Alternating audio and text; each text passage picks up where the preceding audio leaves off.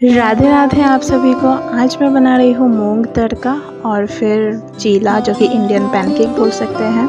सभी pure veg है। तो तड़के के लिए मैंने पहले मूंग को बॉईल कर लिया है।